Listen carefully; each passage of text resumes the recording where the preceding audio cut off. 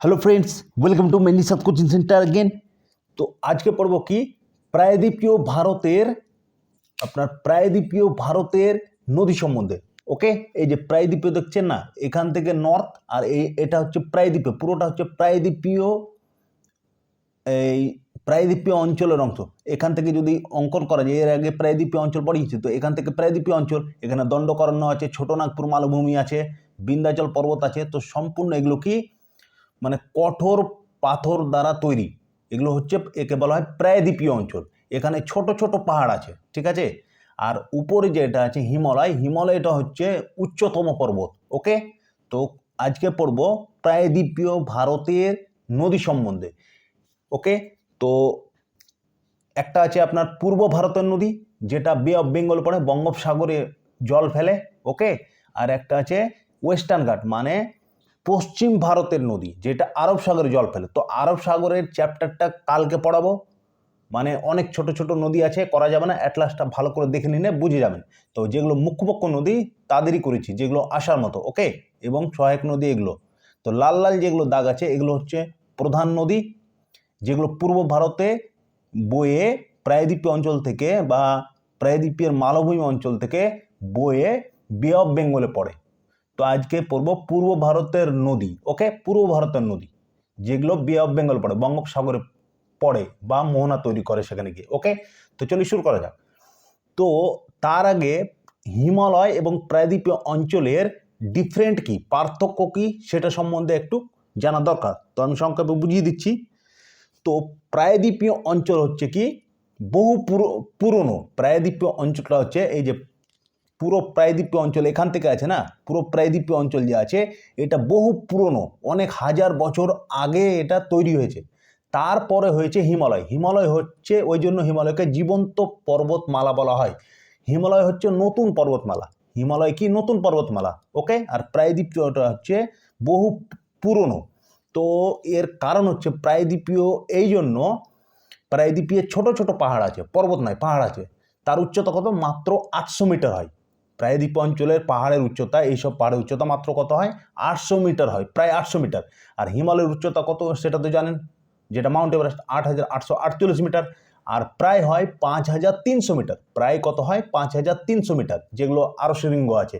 ওকে, মাসালু, ধোলাবিরা, কাঞ্চনজঙ্ঘা এইসব যেগুলো আছে, সেই সব মাত্র কত হয়? 5300 মিটার। ওকে, 5300 মিটার মানে গড়ানে, রাইট। তো হিমালয় হচ্ছে নবীন পর্বতমালা। আর প্রায়দ্বীপ অঞ্চলের যেগুলো পাহাড় আছে প্রায়দ্বীপ অঞ্চলের, সেগুলো হচ্ছে, এবং প্রায়দ্বীপ অঞ্চলে যেসব নদী আছে বা যেসব পাহাড় আছে সেগুলো হচ্ছে বহু পুরনো কালে তৈরি হয়েছে, হিমালয়ের অনেক আগে তৈরি হয়েছে।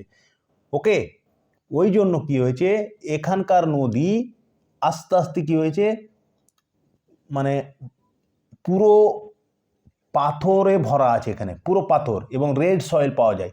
তো হিমালয় পর্বতমালা যেহেতু নবীন, তো নদীর, আমি একটা বলে দিই একটা জিনিস, যে নদীর 3টা অবস্থা থাকে, এটা তো জানেন। নদীর 3টা অবস্থা থাকে, কি কি? একটা জৈবন অবস্থা, একটা পৌড়া অবস্থা, আর একটা বৃদ্ধ অবস্থা। তাহলে নদী যখন পর্বত থেকে, মানে উঁচু পর্বত থেকে নদী যখন বইতে থাকবে, তখন তাকে কি বলা হয়? জৈবন অবস্থা। আমি বুঝিয়ে দিচ্ছি। ধরে নেন এটা হিমালয়, ঠিক আছে, এইভাবে হিমালয় চলে গেছে, ট্রান্স হিমালয় এটা দেখে নেন এইভাবে, বা গ্রেট হিমালয়, লঘু হিমালয়, আর এটা হচ্ছে শিবালিক হিমালয়, এইভাবে চলে গেছে, রাইট, এইভাবে চলে গেছে। তো এখান থেকে এটা গ্রেট হিমালয়, তারপরে হচ্ছে হিমাচল হিমালয়, লঘু হিমালয় বা শিবালিক হিমালয়। তো এখান থেকে নদী কি করে, এখান থেকে সিন্ধু নদী বয়ে গিয়ে কোথায় গেছে? অ্যারাবিয়ান সিয়ে পড়েছে, পাকিস্তান থেকে নিয়ে অ্যারাবিয়ান সিয়ে পড়েছে, এই আরব সাগরে পড়েছে। আর এই দিক থেকে গঙ্গা নদী গিয়ে UP, Bihar, Jharkhand, West Bengal cross করে বে অফ বেঙ্গলে পড়েছে, তাই না? বে অফ বেঙ্গলে পড়েছে। তো অনেক দূর পর্যন্ত বয়, তো এগুলো প্রচুর ঢাল থাকে, ঠিক আছে। হিমালয়ের থেকে যেসব নদী বয় এগুলো প্রচুর ঢাল থাকে। তো এদের কাজ কি? জৈবন অবস্থায় এরা কি করে, এরা পাহাড় পর্বতকে কাটতে থাকে, ঠিক আছে, দিয়ে কাটতে বোল্ডার, কাদা এইসব নিয়ে গিয়ে বে অফ বেঙ্গলে ফেলে। ওকে, ওইরকমই সিন্ধু নদী কাটতে কাটতে আরাবিয়ান সাগরে এসে কাদাবালি এইসব নিক্ষেপ করে, রাইট। কিন্তু এখান থেকে যেগুলো কঠোর পাথর আছে প্রায়দ্বীপীয় অঞ্চলে যেগুলো নদী, সেগুলো কাটতে পারে না। কেন? এরা একটা নিশ্চিত রাস্তা ধরে বয়ে চলে যাচ্ছে, হাজার হাজার বছর আগে থেকে বয়ে চলে যাচ্ছে। যেমন এখান থেকে দেখুন না, এই যে নাসিক, এই যে নাসিক আছে না, নাসিকে একটা পাহাড় আছে, তো এখান থেকে দেখুন এইভাবে এসে বে অফ বেঙ্গলে পড়েছে। এরা রাস্তা পাল্টায় না, কিন্তু এরা কি করে? রাস্তা পাল্টায়। এরা বিসর্পণের মতো যায়, মানে এই সব নদী বিসর্পণের মতো, বিসর্পণ বলতে সাপের মতো যায়। কেমন? এইভাবে গঙ্গা নদী এইভাবেও যেতে পারে, এইভাবে বিসর্পণের মতো যায়, কাটতে কাটতে বে অফ বেঙ্গলে পড়ে। ওকে, বিসর্পণের মতো যায়, সাপের মতো। ধরে নেন এখানে পাহাড় আছে, তো পাহাড় তো কাটতে হবে, তো এটা কেটে গোবা করে দিয়েছে, আবার কাটতে কাটতে আবার এটা গর্ত করে দিয়েছে, এইভাবে কাটতে থাকে। তো যেটা কাটতে থাকে তাকে কি বলা হয়? জৈবন অবস্থা। ওকে, নদীর জৈবন অবস্থা বলে, রাইট। আর পোড়া অবস্থা কাকে বলে? পোড়া অবস্থা হচ্ছে দ্বিতীয় অবস্থা, যেটা হচ্ছে প্রায়দ্বীপীয় অঞ্চলের নদী। এইসব নদী হচ্ছে গোদাবরী, এইসব নদী হচ্ছে গোদাবরী, তারপর কৃষ্ণা, এইসব নদী হচ্ছে কি পোড়া অবস্থাতে আছে। কেন? এরা পাহাড় পর্বত না, এরা কাটতে পারে না। এখানে কোনো গ্লাসিয়ার নাই। ওকে, কোনো গ্লাসিয়ার নাই বা পর্বত নাই। পর্বত মানে কি? পর্বত সবসময় হিমাচ্ছিদ থাকে, ঠিক আছে। ওই জন্য এখানে, আর এর উচ্চতা কত? 800 মিটার মাত্র। তো 800 মিটারে তো হিমাচ্ছিদ থাকবে না, ওই জন্য এরা কাটতে পারে না। একটা নিশ্চিত রাস্তা ধরে এরা চলতে থাকে, ঠিক আছে। এরা কোনো দিকে কাটাকাটি করে না। যেমন বিহারের একটা কোশি নদী আছে, যেটা হিমালয় থেকে আসে, হিমালয় থেকে এইভাবে কোশি নদী এভাবে যায়, আবার দেখবেন আর এক বছর পর এইভাবে চলে এই দিক দিয়ে যায়, আবার রাস্তা পাল্টে দেয় এইভাবে। এটা তো বুঝিয়েছি গতকালকে। তো আর একটা জিনিস বুঝিয়ে দিচ্ছি আমি, এটা মিটিয়ে দিই আগে, 1 মিনিট। তো আর একটা পার্থক্য বলে দিই, হিমালয়ের নদী সব সময়, হিমালয় থেকে যেসব নদী বয় বে অফ বেঙ্গলে পড়ে, সেই সব নদীতে সবসময় জল থাকে, সেই সব নদীতে সবসময় জল থাকে। কিসের জল থাকে? একটা থাকে গ্লাসিয়ারের জল, গ্লাসিয়ারের জল মানে, গ্লাসিয়ার মানে বুঝলেন বরফ। আর একটা থাকে বর্ষার জল, রেনের জল। ওকে, রেন। তাহলে এখানে গ্লাসিয়ার, বরফের জল এবং রেনের জল থাকে। তো এই গ্লাসিয়ারটা কিভাবে, এবার গ্লাসিয়ার থেকে পুরো বছর কেন নদীতে জল থাকে, পূর্ব ভারতের মানে ওই হিমালয়ের নদীতে কেন পুরো বছর জল থাকে, সেটা আমি একটু ডিসকাশন করে দিচ্ছি। ধরে নেন এটা হিমালয়, রাইট, এটা হিমালয়।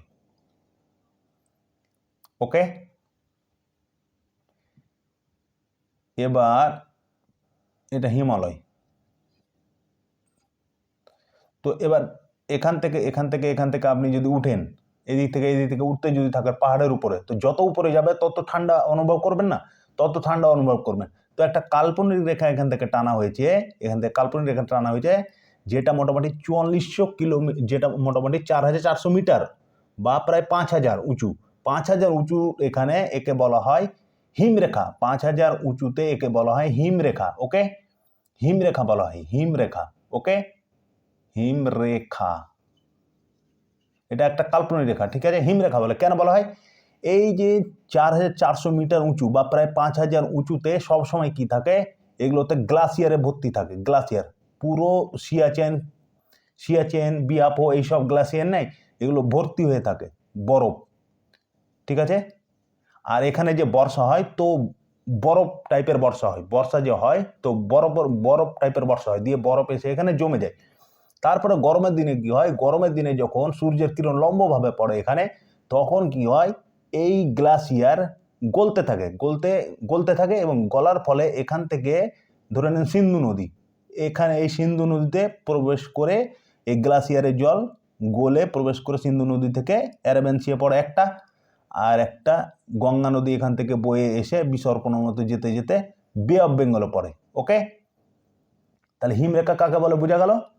তো একটা গ্লাসিয়ার কারণে জল থাকে সব সময়, আর একটা বর্ষার কারণে জল থাকে। তো বর্ষা মোটামুটি এখানে কয় মাস হয়? 6 মাস মোটামুটি ধরে নেন।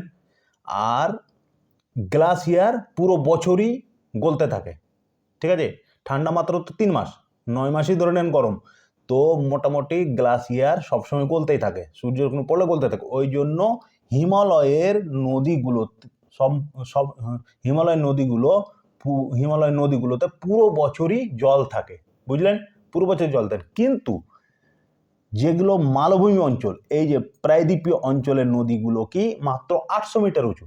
তো 800 মিটার উঁচু, তার জন্য সেখানে কোনো গ্লাসিয়ার নেই, শুধু এরা কি বর্ষার জলে পুষ্ট থাকে। তো বর্ষার জলে যখন পুষ্ট থাকে, তো যখন ধরে নেন যে বললাম না 9 মাস মোটামুটি গরম, 3 মাস মাত্র ঠান্ডা থাকে। তো 9 মাসে পুরো কি হয়, নদীগুলো শুকিয়ে যায়। এই প্রায়দ্বীপ অঞ্চলের নদীগুলো পুরো শুকিয়ে যায়। তার মধ্যে একটা নদী শুকায় না, সেটা কি কাবেরী নদী। তো ওটা সম্বন্ধে পরে বুঝাচ্ছি। তো এগুলো প্রায় শুকিয়ে যায়। ওকে, এর একটা নিশ্চিত দিশাতে বইতে থাকে, একটা নিশ্চিত রাস্তা ধরে নিয়েছে 1000 বছর ধরে, দিয়ে বয়ে চলে যাচ্ছে। যেহেতু ভারতে এইভাবে ঢালু আছে, ঠিক এইভাবে ঢালু আছে, দিয়ে ওয়েস্টার্ন ঘাট মানে পশ্চিম ঘাট পর্বতমালা থেকে বইতে থাকে। আর ওয়েস্টার্ন ঘাটের দুটো মাত্র নদী আছে, যেটা নর্মদা নদী এবং তাপি নদী। এখানে নর্মদা নদী এবং তাপি নদী, যেহেতু ভ্রংশ উপত্যকা দিয়ে প্রবাহিত হয়, ওরা নর্মদা এবং তাপি নদী ভ্রংশ উপত্যকা দিয়ে প্রবাহিত হয়। কোথায় প্রবাহিত হয়? পশ্চিম দিকে, অ্যারাবিয়ান পড়ে। কেন? যে ভ্রংশ উপত্যকা নিচের দিকে বসে গেছে, তার জন্য ওরা পূর্ব দিকে না গিয়ে পশ্চিম দিকে প্রবাহিত হয়। কোন নদী? নর্মদা এবং তাপি নদী। না হলে যদি ভ্রংশ উপত্যকা না বসিয়ে যেত, মাটি যদি না বসিয়ে যেত, পাহাড় বা না বসিয়ে যেত মাটি, তাহলে কি হতো? এই পূর্ব দিকেই বইতো।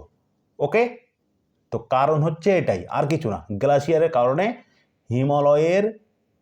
হিমালয় থেকে উৎপন্ন নদীগুলোতে সব সময় পুরো বছরই জল থাকে। আর প্রায়দ্বীপীয় অঞ্চলের মালভূমি বা প্রায়দ্বীপীয় অঞ্চলের এই নদীগুলোতে শুধু কি গ্লাসিয়ার যেহেতু থাকে না, কারণ 800 মিটার, প্রায়দ্বীপীয় অঞ্চলের নদীগুলোতে শুধু বর্ষার জলে পুষ্ট থাকে। কিন্তু বর্ষার জলে সব সময় বর্ষা হয় না, যতদিন হয় ততদিনই মোটামুটি জল থাকে, না হলে শুকিয়ে যায়। আর না হলে দেখবেন গঙ্গা নদী যে আছে না, গঙ্গা নদী আমাদের, তো গঙ্গা নদীতে দেখবেন মার্চ এপ্রিল মে পড়তে পড়তে শুকানোর কথা, কিন্তু শুকাবে কি, আর জল বেড়ে যায়। বর্ষা শুরু হওয়ার আগে জল বেড়ে যায়। কেন? যে গ্লাসিয়ার গলতে থাকে, যত গরম বাড়বে তত গ্লাসিয়ার গলতে থাকবে, আর গলতে থাকলে গঙ্গা নদীতে জল প্রবাহিত হতে থাকবে। ওই জন্য গঙ্গা নদী বর্ষার আগে ভরে যায়, দিয়ে পুরো ভর্তি হয়ে থাকে। তারপরে বর্ষার জল আসলে তো আরো ভর্তি হয়, তারপরে বন্যাও হতে পারে, তাই না? যেমন শত বন্যা হলো। তো মোটামুটি বুঝাতে পারলাম। তো তো প্রায়দ্বীপীয় অঞ্চল হচ্ছে বহু প্রাচীন। ওকে, এবার ডিফারেন্ট বলছি। প্রায়দ্বীপীয় অঞ্চল হচ্ছে বহু প্রাচীন, আর হিমালয় হচ্ছে কি, হিমালয় হচ্ছে নবীন পর্বত। ওকে, আর প্রায়দ্বীপীয় অঞ্চল পোড়ো অবস্থায় থাকে, আর এগুলো জৈবন অবস্থায় থাকে, যেগুলো হিমালয় থেকে একদম বয়ে চলে আসে নিচে, কাটতে কাটতে থাকে। যেগুলো পর্বতমালাকে কাটে সেটাকে জৈবন অবস্থা বলে নদী। ওকে, আর বৃদ্ধা অবস্থা মানে শেষ, রাইট? তো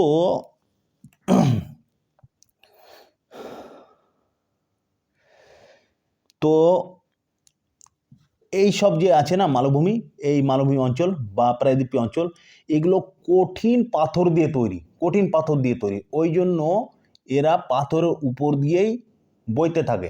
ঠিক আছে, এরা কাটতে পারে না, কোনো পাথরকে কাটতে পারে না। কেন? এখানে কাদাবালি নেই, আর এখানে কাদাবালি আছে। হিমালয় উত্তরপ্রদেশ দিয়ে যায়, এগুলো হচ্ছে সমভূমি অঞ্চল, বিসর্পণ হয়ে যায়। তো এখানে কাদাবালি আছে, ওই জন্য এরা কাটতে পারে। কিন্তু প্রায়দ্বীপীয় অঞ্চলের নদীগুলো কাটতে পারে না, যেহেতু এখানে সবসময় বোল্ডার, পাথর, কঙ্কর এইসব থাকে, কাটতে পারে না। একটা নিশ্চিত রাস্তা ধরে এরা বইতে থাকে, হাজার হাজার বছর ধরে একই রাস্তা দিয়ে বইতে থাকে। কিন্তু হিমালয়ের যে কোশি নাই, বললাম না একটু আগে, ও বারবার পাল্টাতে থাকে। একবার এটা দিয়ে চলে যায়, একবার এটা দিয়ে চলে যায়, একবার এটা দিয়ে চলে যায়, এভাবে চলতে থাকে। ওকে ফ্রেন্ডস, আশা করি মোটামুটি বুঝলেন। তো এবার শুনবেন, আমি ডিফারেন্টটা বলছি। ওকে, তো প্রায়দ্বীপীয় অঞ্চল কি কঠিন মালভূমি দ্বারা নির্মিত আছে। ওকে, আর হিমালয়ের নদী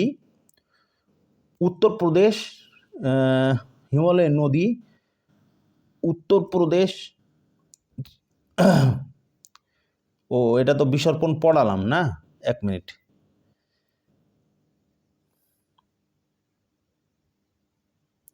আর প্রায়দ্বীপীয় অঞ্চলের নদী কী করে জানেন? প্রায়দ্বীপীয় অঞ্চলের নদী যে আছে না, প্রায়দ্বীপীয় অঞ্চলের নদী, মালভূমি অঞ্চলের নদী, এখানকার নদী কী করে নিজের উদ্গম স্থল থেকে, ধরে নেন এটা পাহাড় আছে, তো এর উদ্গম স্থল থেকে মালভূমিতে প্রবাহিত করে। এর উদ্গম স্থল থেকে মালভূমি হয়ে প্রবাহিত হয়ে পূর্ব ভারতে পড়ে, পূর্ব ভারতে বে অফ বেঙ্গল পড়ে, মালভূমিতে প্রবাহিত হয়। ওকে,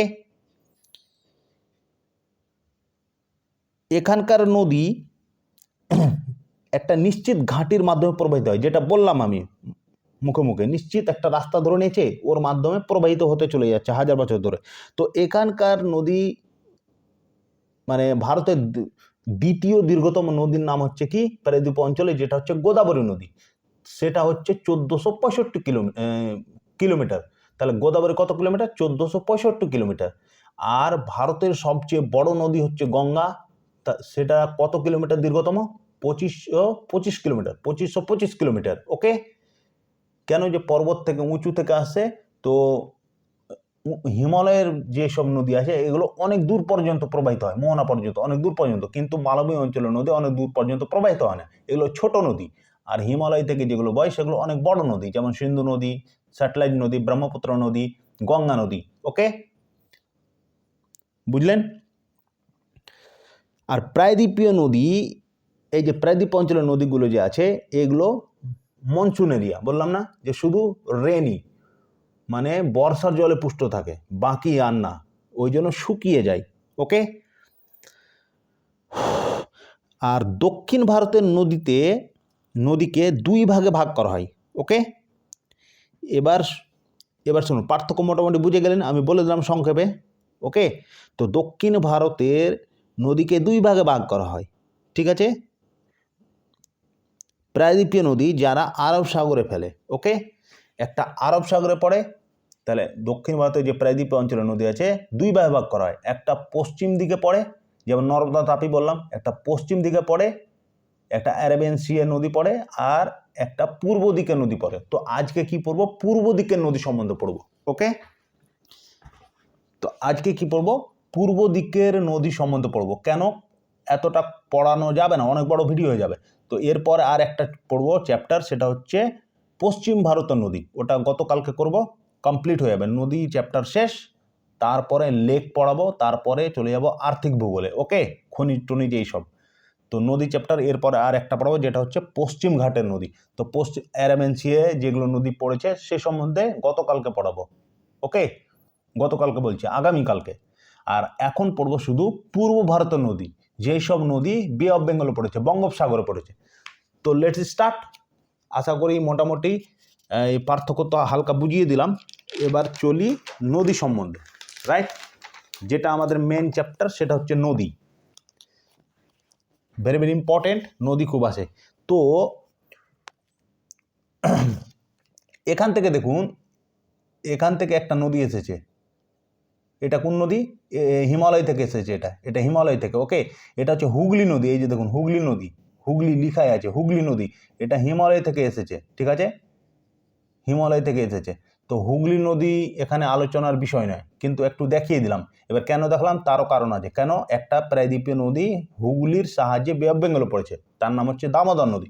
তো নদীর নামটি প্রথমে বলে দিই। একটা দেখুন, পূর্ব উপকূলে যেসব নদী পূর্ব উপকূলে বয়ে গিয়ে বে অফ বেঙ্গল পড়েছে সেসব নদীর নাম শুনুন। মুখ্য নদী যেগুলো লাল লাল দাগ দেওয়া হচ্ছে সেগুলো হচ্ছে প্রধান নদী, আর এগুলো হচ্ছে সহায়ক নদী। ওকে, আর এগুলো হচ্ছে ছোট ছোট পাহাড়, রাইট? তো প্রথমে দেখুন, এটা হচ্ছে দামোদর নদী, এই যে এটা হচ্ছে দামোদর নদী, এই যে দামোদর নদী, রাইট?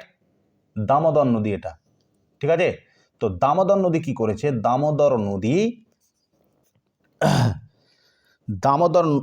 আগে নদীর নাম বলে দিই। একটা হচ্ছে দামোদর নদী, হুগলির মাধ্যমে প্রবাহিত হয়ে বেঙ্গল পড়েছে, তো পরে বোঝাচ্ছি। দামোদর নদী, তারপরে এটা দেখুন, এটা হচ্ছে সুবর্ণা রেখা নদী বা স্বর্ণরেখা নদী। স্বর্ণরেখা নদীকে সুবর্ণা রেখা নদীও বলা হয়। যদি অপশনে স্বর্ণরেখা নদী না থাকে, সুবর্ণা রেখা নদী থাকে, তাহলে বুঝে যাবেন যে স্বর্ণরেখা নদীর আরেক নাম হচ্ছে সুবর্ণা রেখা নদী, ওই জন্য লিখে দিচ্ছি সুবর্ণা রেখা নদী বা স্বর্ণরেখা নদী। ওকে, তারপরে হচ্ছে আপনার বৈতরণী নদী, এই যে বৈতরণী নদী, রাইট? তারপরে দেখুন এটা এখান থেকে চলে এসেছে, এটা হচ্ছে ব্রাহ্মণী নদী। ব্রাহ্মণী নদী পারলে নোট ডাউন করতে পারেন, না হলে শুনে নেবেন। ব্রাহ্মণী নদী। তারপরে হচ্ছে আপনার মহানদী, মহানদী, মহানদী। তারপরে হচ্ছে গোদাবরী নদী। এই যে গোদাবরী নদী, এখানে সম্পূর্ণ ডেল্টা সৃষ্টি করেছে, রাইট। মোহনা সৃষ্টি করেছে, ডেল্টা মোহনাতে সে সব কাদা বালি এইসব কিচড় ফেলে দিয়েছে, ফেলে দিয়ে বে অফ বেঙ্গলে পড়েছে, ঠিক আছে। তাহলে এটা হচ্ছে গোদাবরী নদী। আর এটা হচ্ছে আপনার কৃষ্ণা নদী। কৃষ্ণা নদী সব এগুলো প্রায়দ্বীপীয় পাঠারেরই নদী, ওকে। প্রায়দ্বীপীয় মালভূমির নদী, পাঠার হিন্দিতে বলে, ওকে। তো এটা হচ্ছে কৃষ্ণা নদী। তারপরে হচ্ছে পেন্নার নদী। তারপরে এখানে দেখুন তামিলনাড়ুতে এটা হচ্ছে কাবেরী নদী। কাবেরী নদী, কাবেরী নদী হচ্ছে দক্ষিণ ভারতের, কাবেরী নদীকে কি বলা হয়? দক্ষিণ ভারতের গঙ্গা বলা হয় এবং বুড়ি গঙ্গাও বলা হয়। তাহলে কাবেরী নদীকে দক্ষিণ ভারতে কি বলা হয়? দক্ষিণ ভারতের গঙ্গা বলা হয় বা বুড়ি গঙ্গা বলা হয়। মনে রাখুন, ভেরি ভেরি ইম্পর্টেন্ট। যদি বলে দক্ষিণ ভারতের গঙ্গা কোন নদীকে বলা হয়, তাহলে কাবেরী নদীকে বলা হয়। যদি বলে দক্ষিণ ভারতের বুড়ি গঙ্গা কোন নদীকে বলা হয়, তাহলে কাবেরী নদীকে বলা হয়, ওকে। তারপরে এখানে দেখুন এটা হচ্ছে বেগাই নদী, বেগাই নদী। তারপর লাস্ট দেখুন শ্রীলঙ্কার এখানে আছে কি রামেশ্বরম, রাইট, রামেশ্বরম, তাই না। তারপরে তালাইমালার এগুলো দ্বীপ সব। তো যাই হোক, এখানে যাচ্ছি না আমি আর, এগুলো আগে পড়িয়েছি, দেখে নেবেন, একটু করে দিয়েছি। তো এই নদীটা হচ্ছে আপনার তাম্রপানি, তাম্রপানি, রাইট, তাম্রপানি। এবার কোত্থেকে সৃষ্টি হলো, কোত্থেকে উদ্গম হলো, কোত্থেকে উৎপন্ন হলো, শুরু করছি এবার, ওকে।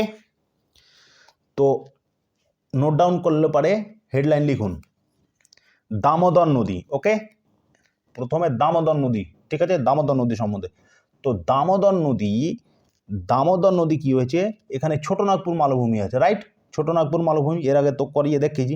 তো ছোটনাগপুরের ভ্রংশ ঘাটির মধ্য হয়ে পূর্বের দিকে, ছোটনাগপুর মালভূমি থেকে ভ্রংশ ঘাটির মাধ্যমে পূর্ব দিকে প্রবাহিত হয়ে হুগলি নদীতে এসে মিশেছে, হিমালয় থেকে যেটা গেছে হুগলি নদীতে মিলিত হয়ে একসাথে এসে বে অফ বেঙ্গলে পড়েছে, ওকে। মিলিত হয়ে বে অফ বেঙ্গলে পড়েছে, বোঝা গেল। তাহলে দামোদর নদী কোত্থেকে উৎপন্ন হলো? দামোদর নদী ছোটনাগপুর মালভূমির ভ্রংশ ঘাঁটি থেকে, মানে এখানেও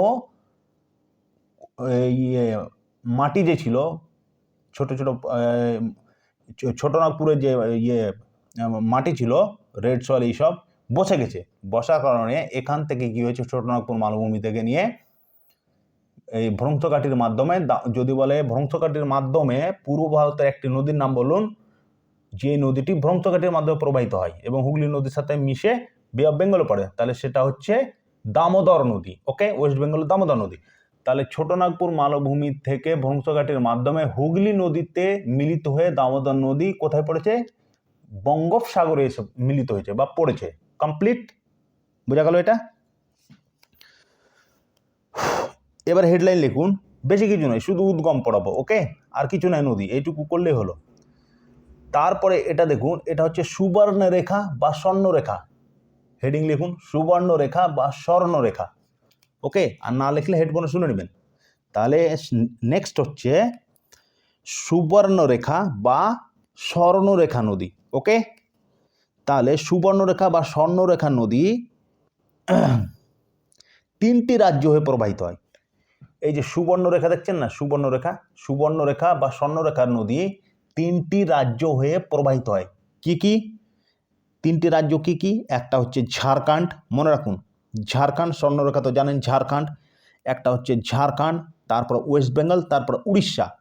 ঝাড়খণ্ড, ওয়েস্ট বেঙ্গল, উড়িষ্যা, এই তিনটি রাজ্য হয়ে সুবর্ণরেখা বা স্বর্ণরেখা নদী প্রবাহিত হয়, ওকে। এবার কোত্থেকে হয় সেটা বলে দিচ্ছি। এই তিনটি রাজ্য থেকে প্রবাহিত হয়ে,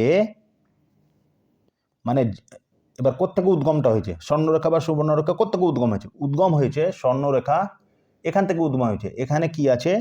ঝাড়খণ্ডের রাজধানী কি? রাঁচি। তো ঝাড়খণ্ডের রাজধানী রাঁচির পাশ থেকে বেরিয়ে রাঁচির একটা ছোট পাহাড় আছে, সেখান থেকে নদী বেরিয়ে ওই 3টি রাজ্যর মাধ্যমে উড়িষ্যা উপকূলে নিজের মোহনা বানায়। ওকে, দিয়ে উড়িষ্যা উপকূলে এসে নিজের মোহনা বানায়। এখানে এই যে এখানে মোহনা বানিয়েছে এইভাবে, ঠিক আছে, সুবর্ণরেখা বা স্বর্ণরেখা নদী। তো সুবর্ণরেখা নদী বা স্বর্ণরেখা নদীকে দূষিত নদী বলা হয়। এবার কেন বলা হয়, কোশ্চেন করতে পারেন যে দূষিত নদী কেন বলা হয়। কারণ হচ্ছে ঝাড়খণ্ডের যে রাঁচি আছে, ঝাড়খণ্ড কিসের জন্য বিখ্যাত, লোহার জন্য বিখ্যাত। মানে জামশেদজি টাটার যে আয়রন কোম্পানি আছে জামশেদপুরে আছে, তাই না? তো ঝাড়খণ্ডে পড়ে জামশেদপুর। তো লোহার যে ফ্যাক্টরি আছে ওখান থেকে যেসব রাসায়নিক পদার্থ সম্পূর্ণ এই সুবর্ণরেখা নদী বা স্বর্ণরেখা নদীর মাধ্যমে মানে বে অফ বেঙ্গলে স্বর্ণরেখা বা সুবর্ণরেখা নদীতে ফেলে দেয়।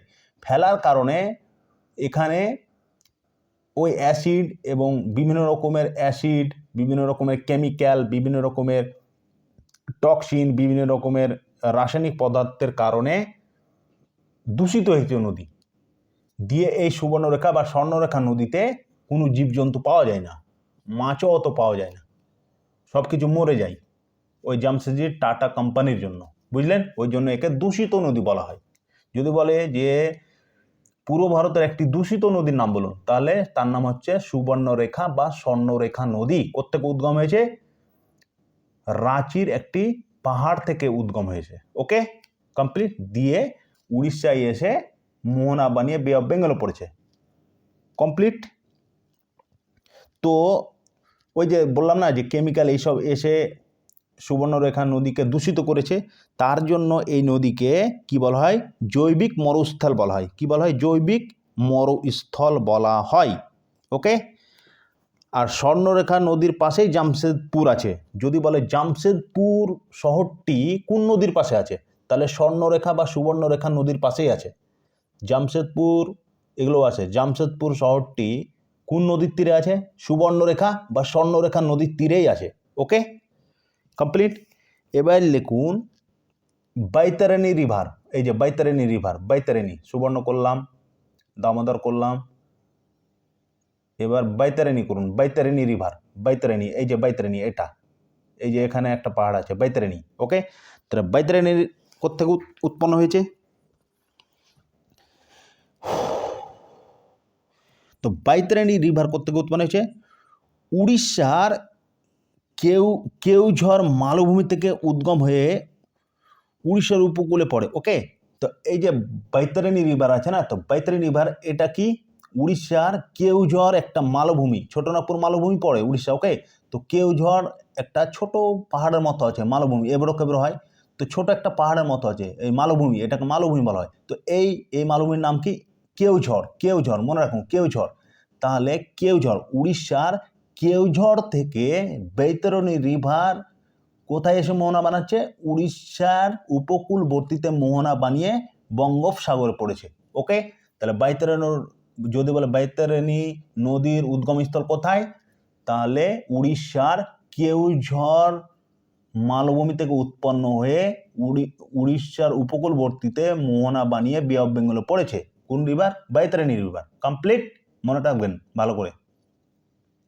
তারপরে হেডিং লিখুন ব্রাহ্মণী রিভার। বৈতরণী হলো, এবার ব্রাহ্মণী রিভার। ওকে, ব্রাহ্মণী রিভার, এই যে ব্রাহ্মণী রিভার হচ্ছে এটা, এখান থেকে একদম অক্ষাংশ রেখার একটু ছেড়ে, এখান থেকে, রাইট, এখান থেকে ল্যাটিটিউডের এখান থেকে। ওকে, এখান থেকে শুরু হয়েছে, গোল হয়ে ঘুরে গেছে, একটু লম্বা আছে নদী। ওকে, তাহলে এর নাম কি? ব্রাহ্মণী নদী। তো ব্রাহ্মণী নদী কোত্থেকে উৎপন্ন হয়েছে? রাঁচির নিকট, ঝাড়খণ্ডের রাজধানী, ঝাড়খণ্ডের রাজধানী রাঁচির নিকট থেকে উদ্গম হয়ে উড়িষ্যার উপকূলে পড়ে। ওকে, কোথায় পড়ে? উড়িষ্যার উপকূলে পড়ে। তাহলে ব্রাহ্মণী নদীর উদ্গমস্থল কোথায়? আবার ঝাড়খণ্ডের রাঁচি থেকে উদ্গম হয়ে উড়িষ্যার উপকূলে মোহনা তৈরি করে, ছোট ছোট মোহনা তৈরি করে বে অফ বেঙ্গলে পড়ে। তাহলে ব্রাহ্মণী নদীর উদ্গমস্থল কোথায়? আবার ঝাড়খণ্ডের রাঁচি থেকেই উদ্গমস্থল। কোন নদীর? ব্রাহ্মণী নদীর। দিয়ে উড়িষ্যার উপকূলে এসে পড়ে বে অফ বেঙ্গলে পড়ে। কমপ্লিট।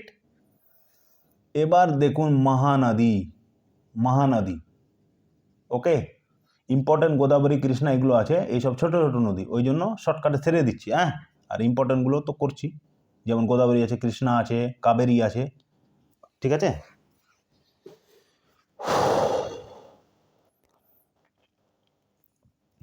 তো তো ব্রাহ্মণী যে নদী আছে, তো সেখানকার মালভূমি মানে ছোটনাগপুর মালভূমি থেকে 3টি নদী বের হয়, ঠিক আছে। 3টি নদী বের হয়, কি কি? একটা হচ্ছে বৈতরণী নদী, যেটা বললাম বৈতরণী নদী, রাইট, ছোটনাগপুর থেকে বেরিয়েছে বৈতরণী নদী, ওকে। সরি, দামোদর নদী প্রথম থেকে বলি, দামোদর নদী, দামোদর নদী, তারপরে সুবর্ণরেখা নদী বা স্বর্ণরেখা নদী, তারপরে বৈতরণী নদী, তারপরে বৈতরণী নদী, ওকে।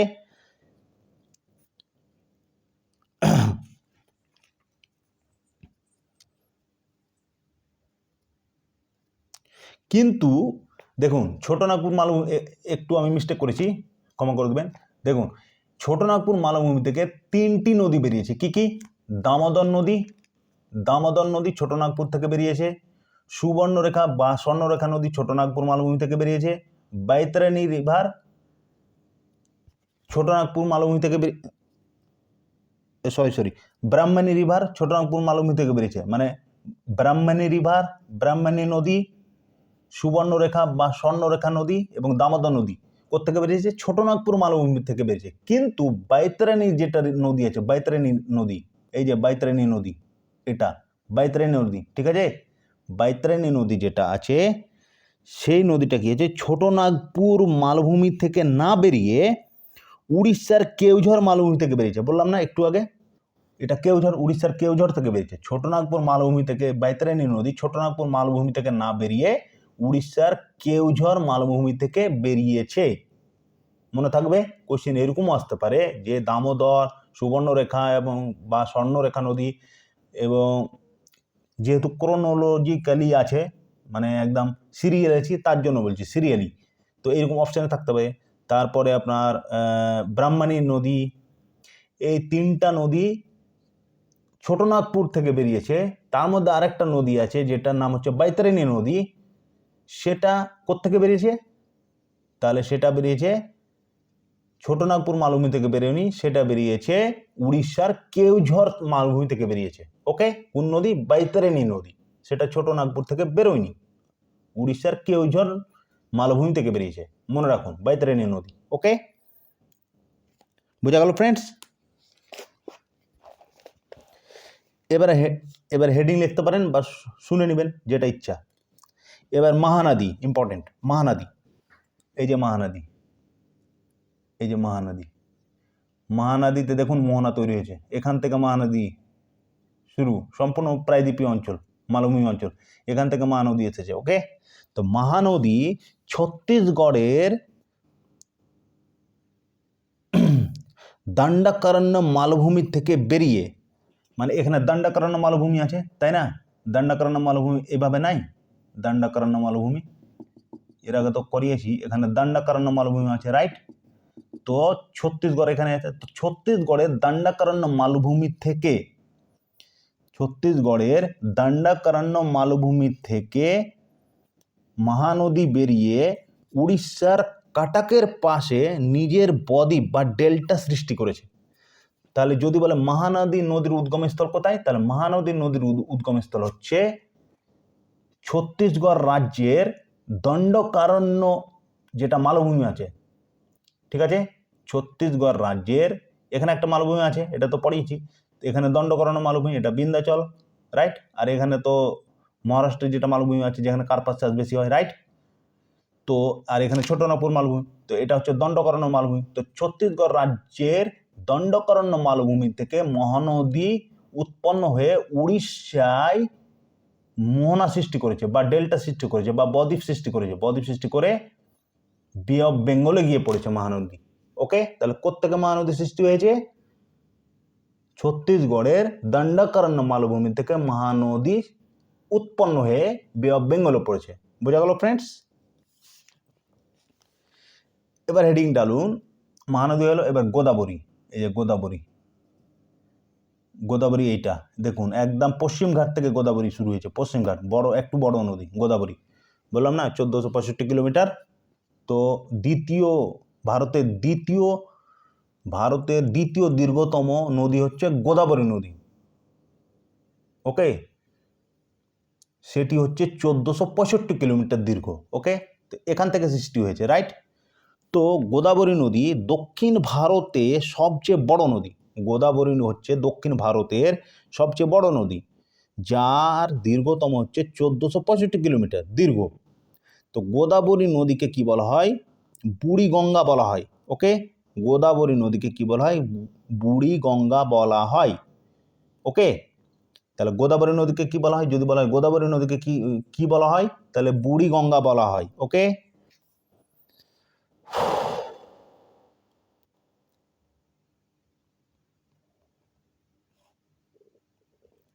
এবার দেখুন মহানদীর মহাবালেশ্বরের নাসিকের কাছে, এখানে মহাবালেশ্বর, ঠিক আছে,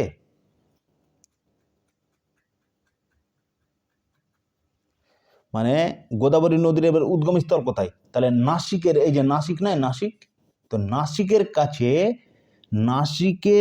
কাছে পশ্চিমঘাট পাহাড়ে স্থিত। নাসিক বলে একটা জায়গা আছে, যদি বলে নাসিক থেকে কিন্তু উৎপন্ন হয়েছে, তো নাসিকের ওয়েস্টার্ন ঘাট, যেটা পশ্চিমঘাট পাহাড়ে স্থিত প্রেয়ামবাক নামক স্থান থেকে বের হয়। ওকে, তাহলে গোদাবরী নদী কোত্থেকে বের হয়?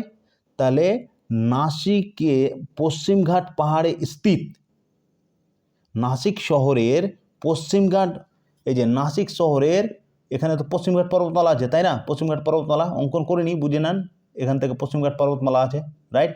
এইভাবে এইভাবে এইভাবে এইভাবে নাই পশ্চিমঘাট পর্বতমালা। তো পশ্চিমঘাট যে পর্বতমালা আছে, তো নাসিক শহর আছে একটা। ওকে, তো নাসিকের পাশে যে পশ্চিমঘাট পর্বতমালা আছে, পশ্চিমঘাট পর্বতমালায় একটা জায়গা আছে যার নাম হচ্ছে প্রেয়ামবাক, যার নাম কি? প্রেয়ামবাক। তো প্রেয়ামবাক নামক স্থান থেকে নদীটি উৎপন্ন হয়েছে। কোন নদীটি? গোদাবরী নদী উৎপন্ন হয়ে 3টি রাজ্যের মাধ্যমে প্রবাহিত হয়। 3টি রাজ্যের মাধ্যমে প্রবাহিত হয়। কি কি? একটা হচ্ছে মহারাষ্ট্র, মানে মহারাষ্ট্র রাজধানী মুম্বাই, মহারাষ্ট্র, তেলেঙ্গানা এবং অন্ধ্রপ্রদেশ। তাহলে এখানে মহারাষ্ট্র আছে, নাসিক হচ্ছে মহারাষ্ট্রতে পড়ে। ওকে, তো মহারাষ্ট্র নাসিক থেকে পশ্চিমঘাটে স্থিত প্রেয়ামবাক নামক একটি স্থান থেকে গোদাবরী নদী 3টি রাজ্যের মাধ্যমে বে অফ বেঙ্গলে পড়েছে। 3টি রাজ্য কি? একটা হচ্ছে মহারাষ্ট্র, যেহেতু নাসিক আছে, মহারাষ্ট্র, তারপরে এখানে তেলেঙ্গানা, রাইট, তেলেঙ্গানা, তারপরে এখানে অন্ধ্রপ্রদেশ আছে, তাই না? তাহলে এটা হচ্ছে মহারাষ্ট্র, পুরোটা হচ্ছে মহারাষ্ট্র, এটা হচ্ছে তেলেঙ্গানা, আর এটা হচ্ছে অন্ধ্রপ্রদেশ, তাই তো? এটা অন্ধ্রপ্রদেশ। তাহলে গোদাবরী নদীর উদ্গমস্থল কোথায়? মহারাষ্ট্রের পশ্চিমঘাট পর্বতমালায় স্থিত একটা জায়গা আছে যার নাম হচ্ছে প্রেয়ামবাক। সেখান থেকে উদ্গম হয়ে, মানে সেখান থেকে উৎপন্ন হয়ে 3টি রাজ্যের মাধ্যমে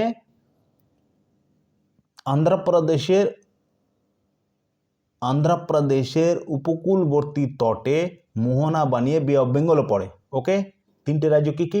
মহারাষ্ট্র, তেলেঙ্গানা এবং অন্ধ্রপ্রদেশে প্রবাহিত হয়। কোন নদী? গোদাবরী নদী। আর গোদাবরী নদীকে বুড়ি গঙ্গাও বলা হয়। ওকে ফ্রেন্ডস, গোদাবরী নদী রাজমন্দিরের কাছে নিজের বদ্বীপ বানায়। গোদাবরী যে নদী আছে, গোদাবরী নদী একটা রাজমন্দির স্টেশন আছে, ঠিক আছে, রাজমন্দির একটা জায়গা আছে। ওকে, কৃষ্ণার পাশেই, এই যে কৃষ্ণা নদী নাই, এই যে কৃষ্ণা নদী দেখুন, কৃষ্ণার পাশে এখানে একটা বদ্বীপ বানাই। ওকে, বদ্বীপ বানাই, সেটা কি? রাজমন্দির একটা স্টেশন আছে, তার পাশেই কৃষ্ণা নদী আছে। রাজমন্দির একটা স্টেশন, তার পাশে কৃষ্ণা নদী আছে। আমি কিন্তু ওই জায়গায় গেছি, খুব সুন্দর জায়গা, কোনোদিন পারলে পারে যাবেন, ঘুরবেন, ব্যাপক জায়গা। ওকে, ব্যাপক জায়গা রাজমন্দির, আমি আবার যাব ঘুরতে, ঘোরার মতো জায়গা, দেখার মতো, ওখানে শুটিংও হয় ফিল্মের, দেখবেন কৃষ্ণা নদী ব্যাপক। ওকে, তো গোদাবরী নদী কি করেছে? আবার রাজমন্দিরের কাছে নিজে রাজমুন্দ্রির কাছে নিজে এসে বদ্বীপ বানিয়েছে, মানে ডেল্টা বানিয়েছে। ওকে, ডেল্টা বানায় দিয়ে বে অফ বেঙ্গল পড়ে। ওকে, এবার দেখুন গোদাবরীর দক্ষিণে একটা সহায়ক নদী আছে, উত্তরে তো অনেকগুলো আছে, কিন্তু উত্তরে যাচ্ছি না, অনেক ছোট ছোট সহায়ক নদী আছে, অত করা যাবে না, অ্যাটলাস দেখে নেবেন। ওকে, যেগুলো মেন সেগুলো বলছি। তো গোদাবরী নদীর দক্ষিণে দেখুন এই যে এখান থেকে নিয়ে একটা সহায়ক নদী বেরিয়েছে, এখান থেকে নিয়ে পশ্চিম ঘাট থেকে নিয়ে ধরে নেন, পশ্চিম ঘাট থেকে নিয়ে একটা সহায়ক নদী কোথায় মিলিয়েছে, গোদাবরী নদীর সাথে মিলিত হয়েছে। তো এই নদীর নাম হচ্ছে মাঞ্জির নদী। নদীটির নাম কি? গোদাবরীর দক্ষিণ দিকের একমাত্র সহায়ক নদী হচ্ছে মাঞ্জির নদী। মাঞ্জির নদী একমাত্র নদী যেটি দক্ষিণ দিক থেকে গোদাবরীতে মিলিত হয়, দক্ষিণ দিক থেকে গোদাবরীতে মিলিত হয়। তাহলে গোদাবরী দক্ষিণ দিক থেকে একমাত্র যেটা নদী সেটা গোদাবরীতে মিলিত হয়, তার নাম কি? মাঞ্জির নদী। এই যে মাঞ্জির, লিখে দিচ্ছি আমি, মাঞ্জির লেখা হচ্ছে না, যাই হোক, মাঞ্জির নদী। ওকে, মাঞ্জির নদী। তাহলে গোদাবরীর একমাত্র দক্ষিণ দিকের সহায়ক নদীর নাম কি? মাঞ্জির নদী। ওকে, দিয়ে গোদাবরীর সাথে মিলিত হয়ে বে অফ বেঙ্গল পড়েছে। কমপ্লিট। আর গোদাবরী নদী, রাজামুন্দ্রি, কৃষ্ণা নদী এবং গোদাবরীর মিডিলে বদ্বীপ বানিয়েছে। কোথায়? রাজামুন্দ্রিতে। রাজামুন্দ্রি একটা বিউটিফুল জায়গা, সেখানে পারলে ঘুরতে যাবেন কোনোদিন। আমি তো আবার যাব, একবার গেছি। ওকে ফ্রেন্ডস, খুব ব্যাপক জায়গা, পারলে ঘুরে নেবেন। তো এবার গোদাবরী নদীর কিছু সহায়ক নদী আছে, সেগুলো আপনাকে মনে রাখতে হবে। ওকে, তো কিছু সহায়ক নদী আছে, সেগুলোর নাম বলছি, কেন এগুলো অপশানে মাঝে মধ্যে দিয়ে দেয়। তো গোদাবরী নদীর সহায়ক নদীগুলোর নাম বলছি, আপনারা পারলে খাতায় নোট ডাউন করতে পারেন, আর না হলে মুখে শুনে নেবেন, আমি দুইবার করে বলবো। ওকে, তো গোদাবরীর সহায়ক নদীর নাম হচ্ছে, একটা হচ্ছে কেন যে এখানে জায়গা নেই, লেখা যাবে না। ওকে, তো গোদাবরী নদীর সহায়ক নদী হচ্ছে প্রাবারা, একটা হচ্ছে প্রাবারা। ওকে, তারপর হচ্ছে পূর্ণা, 2 নম্বর হচ্ছে পূর্ণা নদী, 3 নম্বর হচ্ছে বেনগঙ্গা, 3 নম্বর হচ্ছে বেনগঙ্গা, 4 নম্বর হচ্ছে পেনগঙ্গা, 5 নম্বর হচ্ছে প্রাণলিকা, 5 নম্বর হচ্ছে প্রাণলিকা। ওকে, 6 নম্বর হচ্ছে ইন্দ্রাবতী, 6 নম্বর হচ্ছে ইন্দ্রাবতী, 7 নম্বর হচ্ছে মঞ্জিরা, এই যে সাউথে যেটা আছে, 7 নম্বর হচ্ছে মঞ্জিরা, এটা মঞ্জিরা। ওকে, আর এগুলো উত্তরের, এই সবটি হচ্ছে উত্তরের। ওকে, তাহলে প্রাবারা ধরে নেন, এটা প্রাবারা। তারপর হচ্ছে পূর্ণা, এখানে আছে পূর্ণা, 1 নম্বর হচ্ছে প্রাবারা। তারপরে হচ্ছে এগুলো নর্থের, গোদাবরীর উত্তরের সহায়ক নদী একটা মাত্র নদী যেটা আছে সেটা হচ্ছে মঞ্জিরা নদী, সেটা দক্ষিণে আছে, সেটা হচ্ছে এটা, এই মঞ্জিরা নদী। আর বাকিগুলো সব উত্তর আছে, গোদাবরীর উত্তরে আছে এই সহায়ক নদীটি। তাদের নাম হচ্ছে, আবার বলছি, 1 নম্বর হচ্ছে প্রাবারা নদী, পূর্ণা নদী, বেনগঙ্গা নদী, পেনগঙ্গা নদী, প্রাণলিকা নদী, ইন্দ্রাবতী নদী, এবং দক্ষিণ দিকে আছে মঞ্জিরা নদী। গোদাবরীর সহায়ক নদী এগুলো। ওকে ফ্রেন্ডস,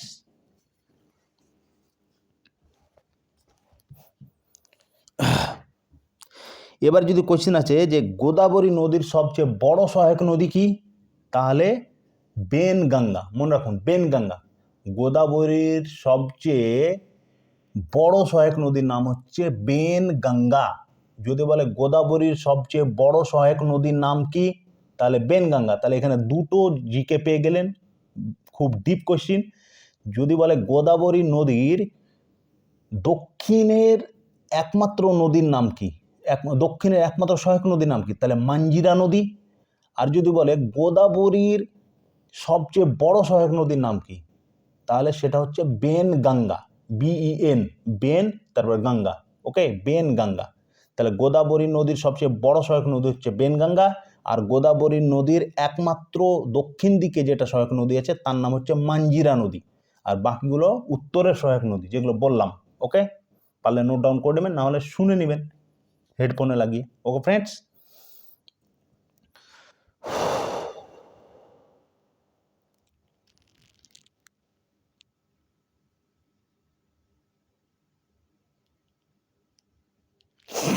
এবার দেখুন গোদাবরী তো শেষ করলাম, এবার দেখুন কৃষ্ণা নদী। ওকে, কৃষ্ণা ট্যানেল যেখানে আছে, কৃষ্ণা নদী, এখানে কৃষ্ণা ট্যানেলও আছে। ওকে, কৃষ্ণা নদী, এই যে এটা হচ্ছে কৃষ্ণা নদী, এটাও পশ্চিমঘাট থেকে হয়েছে। কৃষ্ণা নদী কোথেকে হয়েছে?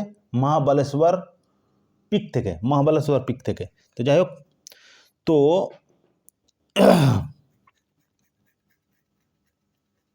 তার আগে আমি একটা বলে দিই গোদাবরী সম্বন্ধে। গোদাবরী আর একটা বলতে ভুলে গেছিলাম। ওকে ফ্রেন্ড, ক্ষমা করে দেবেন, সরি। তো গোদাবরীর আর একটা হচ্ছে কি, গোদাবরী যে আছে না, ইন্দ্রাবতী যেটা নদী বললাম, গোদাবরী যেটা ইন্দ্রাবতী নদী বললাম, মাঞ্জিরা নদীর উপরে ইন্দ্রাবতী নদী যেটা উত্তর আছে। তো ইন্দ্রাবতী নদী ছত্তিশগড়ের বাস্তারের মালভূমির থেকে বেরিয়ে গোদাবরীর সাথে প্রবাহিত হয়।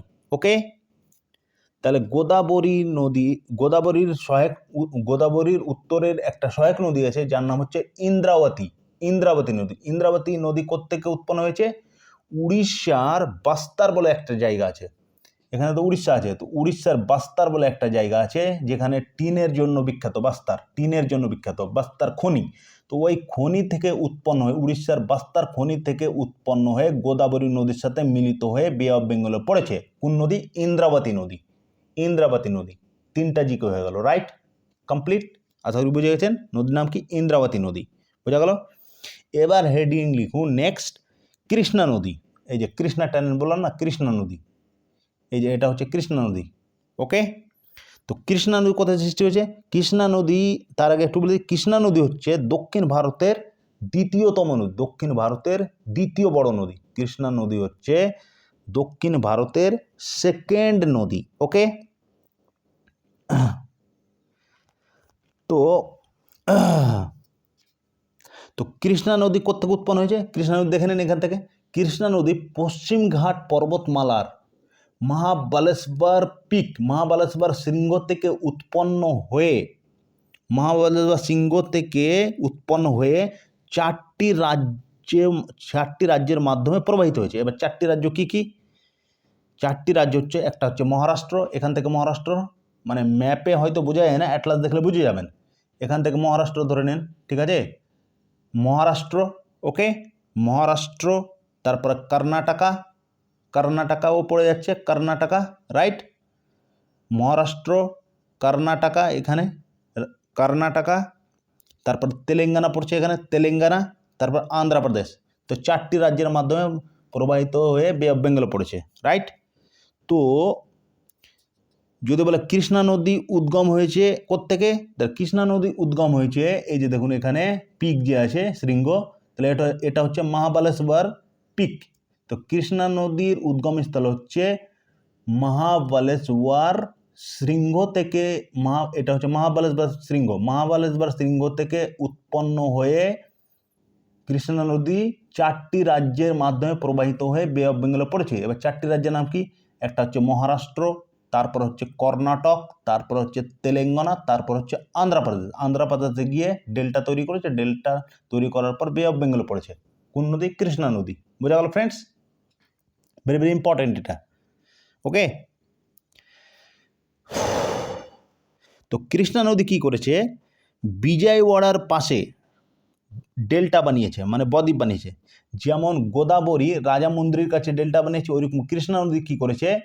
বিজয়ওয়াড়ার পাশে, মানে রাজামন্দির থেকে আবার বিজয়ওয়াড়া থেকে রাজামন্দির যাওয়া যায়, রাজামন্দির স্টেশন থেকে বিজয়ওয়াড়া স্টেশন যাওয়া যায়। তো বিজয়ওয়াড়াতে কী করেছে? মোহনা বানিয়েছে, সেখানেও ডেল্টা বানিয়েছে। কৃষ্ণা নদী সেখানেও ডেল্টা বানিয়েছে। এই যে এটা ডেল্টা, এটা হচ্ছে বিজয়ওয়াড়া। ওকে, আর এটা হচ্ছে রাজামন্দির। গোদাবরী রাজামন্দিরিতে বদ্বীপ বানিয়েছে, আর কৃষ্ণা নদী কোথায় বদ্বীপ বানিয়েছে? বিজয়ওয়াড়াতে বানিয়েছে। ওকে,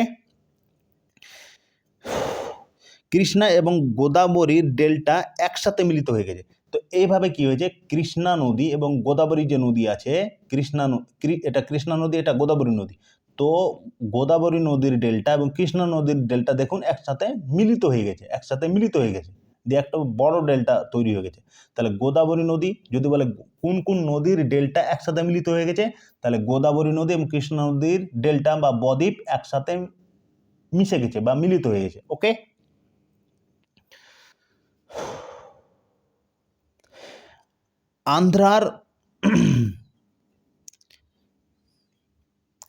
আন্ধ্রপ্রদেশে কৃষ্ণা নদী এবং গোদাবরীর মধ্যে কোলেরু লেক পাওয়া যায়। এই যে দেখুন আন্ধ্রপ্রদেশ এখানে আছে, আন্ধ্রপ্রদেশ এখান থেকে নিয়ে চলে যান এখানে, তো আন্ধ্রপ্রদেশ, এটা আন্ধ্রপ্রদেশ রাজ্য, রাইট, উড়িষ্যা এখানে, তো আন্ধ্রপ্রদেশ রাজ্য দেখুন, আন্ধ্রপ্রদেশ রাজ্যে কৃষ্ণা নদী এবং গোদাবরী নদীর উপকূলবর্তীতে একটা লেক বা হ্রদ তৈরি হয়েছে। হ্রদের নাম কি? কোলেরু হ্রদ। কোলেরু হ্রদ লিখে দিচ্ছি আমি।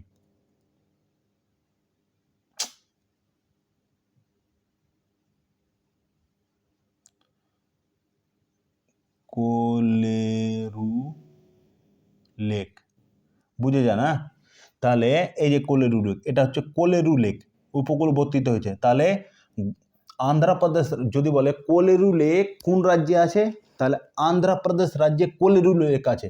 যদি বলে কোলেরু লেক কোন দুটো নদীর মিডিলে আছে, তাহলে গোদাবরী নদী এবং কৃষ্ণা নদীর মিডিলে কোলেরু লেক তৈরি হয়েছে, কোলেরু লেক আছে। ওকে, গোদাবরী এবং কৃষ্ণা নদীর মিডিলে কোলেরু লেক আছে। বোঝা গেল? কোন রাজ্যে? আন্ধ্রপ্রদেশ রাজ্যে। তাহলে কোলেরু লেক গোদাবরী এবং কৃষ্ণা নদীর মিডিলে তৈরি হয়েছে। ওকে, লেকের নাম কি? কোলেরু লেক। বোঝা গেল ফ্রেন্ডস?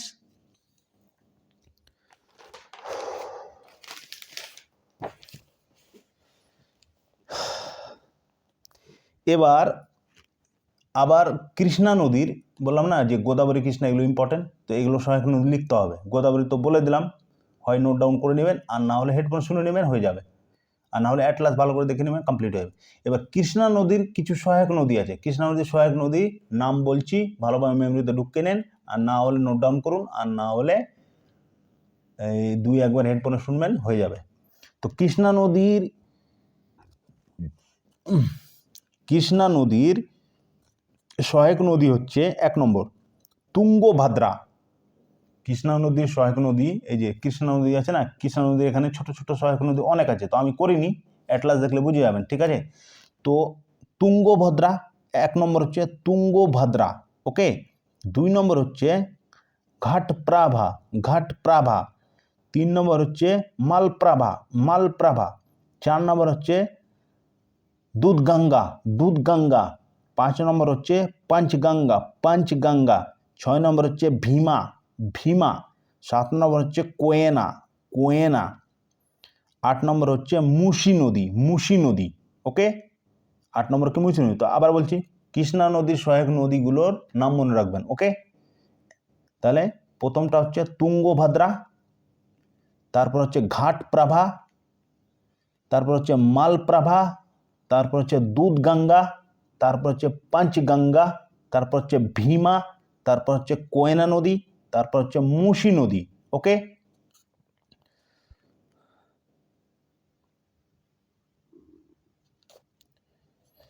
তো তুঙ্গভদ্রা যেটা আছে, তো এর দুটো ধারা আছে। তুঙ্গভদ্রা যেটা সহায়ক নদী আছে, দুটো ধারা। কি কি? তুঙ্গ প্লাস ভাদ্রা। তুঙ্গ একটা ধারা আর ভাদ্রা একটা ধারা। তো এই দুটো ধারা একসাথে মিলিত হয়ে কৃষ্ণা নদীর সাথে মিলিত হয়ে বে অফ বেঙ্গলে পড়েছে।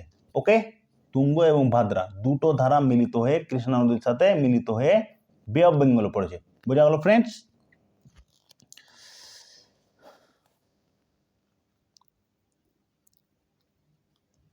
তো এখানে একটা কোয়েশ্চেন আসতে পারে, যেমন বললাম না সুবর্ণরেখা বা স্বর্ণরেখা নদীর তীরে কোন শহর আছে, তো জামশেদপুর আছে। তো ওইরকমই একটা কোয়েশ্চেন আছে, ভেরি ভেরি ইম্পর্টেন্ট, যে হায়দ্রাবাদ শহরটি কোন নদীর তীরে আছে। তো হায়দ্রাবাদ শহরটি মুসি নদীর তীরে আছে। মুসি নদী হচ্ছে কৃষ্ণা নদীর সহায়ক নদী। মুসি নদী হচ্ছে কৃষ্ণা নদীর সহায়ক নদী। ওকে, তাহলে হায়দ্রাবাদ কোন নদীর তীরে আছে, তাহলে হায়দ্রাবাদ আছে মুসি নদীর তীরে। বোঝা গেল ফ্রেন্ড? মুসি নদীর তীরে।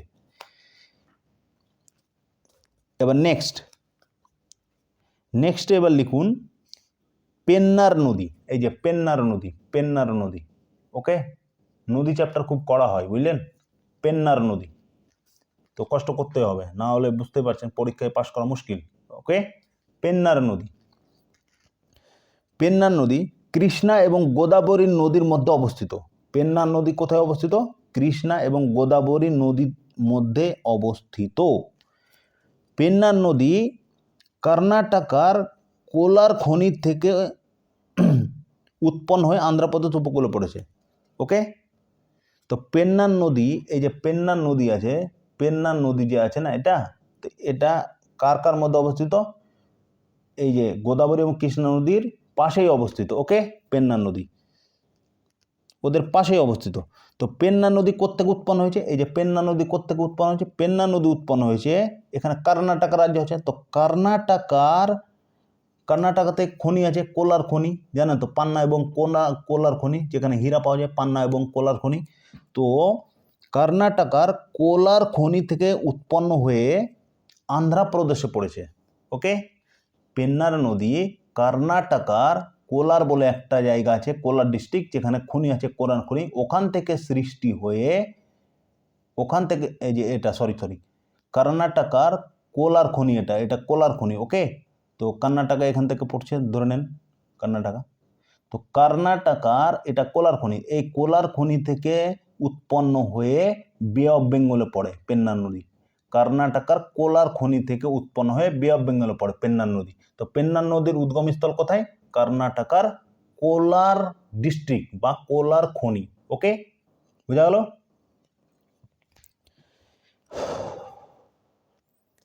এবার লিখুন কাবেরী নদী। এগুলো বেশি কিছু নয় পেন্নার। এবার কাবেরী নদী, এটা ইম্পর্টেন্ট। কাবেরী নদী, গোদাবরী, কৃষ্ণা, কাবেরী, এগুলো ইম্পর্টেন্ট। ওকে, এবার কাবেরী নদী লিখুন। কাবেরী নদী, তো কাবেরী নদী কোত্থেকে উৎপন্ন হয়েছে? এই যে এখানে আছে ব্রাহ্মীগিরি, রাইট, ব্রাহ্মীগিরি, এই যে কাবেরী নদী, এখানে মোহনা সৃষ্টি করেছে। এটা হচ্ছে পশ্চিম ঘাটের পর্বতমালা, ব্রাহ্মীগিরি, রাইট, বা ব্রাহ্মীগিরি, রাইট। তো কোত্থেকে হয়েছে? কর্ণাটক এখান থেকে আছে, তাই তো। তো এটা একটা পিক আছে। তো কর্ণাটকের পশ্চিম ঘাটের ব্রহ্মগিরি বা পুষ্পগিরি পাহাড় থেকে, ব্রহ্মগিরির আরেক নাম হচ্ছে পুষ্পগিরি পাহাড়, ব্রহ্মগিরির আরেক নাম হচ্ছে পুষ্পগিরি, মনে রাখুন পুষ্পগিরি। তাহলে কর্ণাটক রাজ্যের এটা পুষ্পগিরি পাহাড় বা ব্রহ্মগিরি পাহাড়। তাহলে কর্ণাটক রাজ্যের ব্রাহ্মীগিরি পাহাড় বা পুষ্পগিরি পাহাড় থেকে কাবেরী নদী উৎপন্ন হয়ে দুটি রাজ্য হয়ে প্রবাহিত হয়েছে। কোথায় কোথায়? কর্ণাটক এবং তামিলনাড়ু। এখান থেকে তামিলনাড়ু, তাই তো। তাহলে কর্ণাটক এবং তামিলনাড়ু হয়ে প্রবাহিত হয়ে এখানে মোহনা সৃষ্টি করেছে, দিয়ে বে অফ বেঙ্গলে পড়েছে। ওকে, দিয়ে কাবেরী নদী বে অফ বেঙ্গলে পড়েছে। তাহলে কাবেরী নদীর উদ্গমস্থল কোথায়? উদ্গমস্থলই বেশি আছে। ওকে, তাহলে কাবেরী নদী উৎপন্ন হয়েছে পশ্চিমঘাট পর্বতমালায় ব্রাহ্মীগিরি বা পুরুষগিরি, কর্ণাটকার পশ্চিমঘাট পর্বতমালার কর্ণাটকা রাজ্যের পশ্চিমঘাট পর্বতমালায় একটা পাহাড় আছে যার নাম হচ্ছে ব্রাহ্মীগিরি বা তার অপর নাম পুরুষগিরি। ব্রাহ্মীগিরি বা পুষ্পগিরি, পুষ্পগিরি, ব্রাহ্মীগিরি বা পুষ্পগিরি পাহাড় থেকে কাবেরী নদী উৎপন্ন হয়ে দুটি রাজ্যের মাধ্যমে প্রবাহিত হয়ে বে অফ বেঙ্গলে পড়েছে। দুটি রাজ্য কি? কর্ণাটক এবং তামিলনাড়ু। ওকে, বোঝা গেল? তাহলে ব্রাহ্মীগিরি বা পুষ্পগিরি পাহাড় থেকে উৎপন্ন হয়ে কাবেরী নদী দুটো রাজ্যের মাধ্যমে প্রবাহিত হয়ে বে অফ বেঙ্গলে পড়েছে, কর্ণাটক এবং তামিলনাড়ু। আন্ডারস্টুড? আর বোঝার কিছু নেই?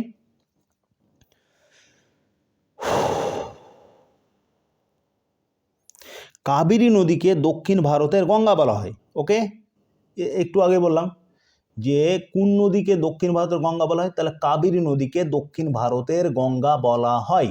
এটা ভেরি ভেরি ইম্পর্টেন্ট। আর বুড়ি গঙ্গা বলা হয় কাকে? গোদাবরী নদীকে দক্ষিণ ভারতে বুড়ি গঙ্গা বলা হয়। আর কাবেরী নদীকে দক্ষিণ ভারতের গঙ্গা বলা হয়, মনে রাখুন এটা। ওকে, তো এখানকার এই যে ঘাটি আছে, এই ঘাটি হচ্ছে কি? এই ঘাটি হচ্ছে একটা সমতল টাইপের ভূমি আছে। ওকে, এই কর্ণাটক থেকে যে যাই, এখানে একটা ঘাটি আছে। তো এই ঘাটি খুব উর্বর ঘাটি, এখানে ধান চাষ ভালো হয়। ঠিক আছে, দক্ষিণ ভারতের ধান চাষ ভালো হয়। ওকে, আর কাবেরী নদীর জল গ্রহণ ক্ষেত্র আছে, কাবেরী নদীর জল গ্রহণ ক্ষেত্র আছে। ওকে, তো কাবেরী নদীর ঘাটকে কি বলা হয়? দক্ষিণ ভারতের উৎপাদনের কটোরা বলা হয়। দক্ষিণ ভারতের ধান চাষের উৎপাদনের কটোরা বলা হয় কাবেরী নদীর ঘাটিকে। ওকে, আর কাবেরী নদীতে জল গ্রহণ ক্ষেত্র আছে, মানে ওখানে শুধু বর্ষার জল, মানে কাবেরী নদী একটা এমনই নদী সেখানে বর্ষার জল শুধু বর্ষার জলে পুষ্ট থাকে না, ওই কাবেরী নদী শুকায় না। এবার কেন শুকায় না সেটা আমি একটু বলে দিচ্ছি, 1 মিনিট।